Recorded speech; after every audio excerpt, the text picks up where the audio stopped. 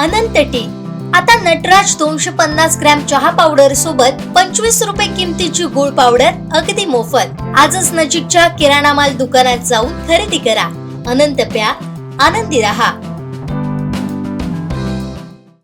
दोडामार्ग तालुक्यात यावर्षीचा पहिला माकडताप सदृश्य रुग्ण आढळलाय।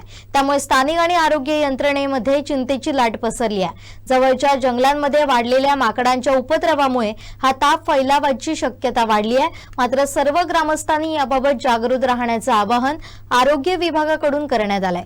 सदृश्य रुग्णाची प्रकृती स्थिर असल्याचंही आरोग्य विभागाकडून सांगण्यात आलंय। दोडामार्गात पुन्हा एकदा माकडताप सदृश्य रुग्ण सापडल्यानं चिंता वाढलाय। माकडताप हा एक गंभीर आजार आहे। माकडापासून होणारा आजार रानातील गोचिडीमुळे मानवाला संसर्ग होतो। गोचिड मानवी शरीरावर चढल्यानंतर ती चावा घेते आणि त्यातून माकडताप रोगाचे विषाणू शरीरात प्रवेश करतात। शेतकऱ्यांना या आजाराचा संसर्ग होण्याची दाट शक्यता असते। दोडामार्ग तालुक्यात 2017 साली माकडतापाचा पहिला रुग्ण दोडामार्ग तालुक्यात आढळला होता। त्यानंतर अनेक रुग्णांना माकडतापाची लागण झाली होती। या आजारानं काहींचा बळी देखील घेतला होता। या आजारावर मात करण्यासाठी आणि आटोक्यात आणण्यासाठी आरोग्य विभागाचे शर्थीचे प्रयत्न चालू होते। अखेर या आजारावर प्रतिबंधात्मक लस निर्माण करण्यात आल्यावर आरोग्य विभागाला दिलासा मिळाला।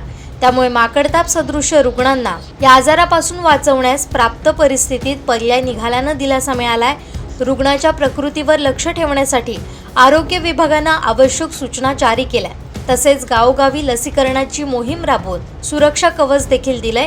तसेच जनजागृतीसाठी ठिकठिकाणी कॅम्प आयोजित करून माकडताप विषाणूविषयी माहिती लोकांपर्यंत पोहोचवली आहे। यावर्षी दोडामार्ग तालुक्यात पुन्हा नव्यानं माकडताप सदृश्य रुग्ण आढळल्यानं आरोग्य विभागात खळबळ उडाली आहे। यावेळी स्थानिक प्रशासनानं नागरिकांना सुरक्षिततेच्या नियमांचं पालन करण्याचं आवाहन केलंय। आमचे दिवसभरातले सर्व अपडेट्स, ताज्या घडामोडी आणि थेट लाईव्ह पाहण्यासाठी सबस्क्राइब करा, लाईक करा कोकणचं नंबर 1 महा चॅनल कोकण 7 लाईव्हचं YouTube चॅनल।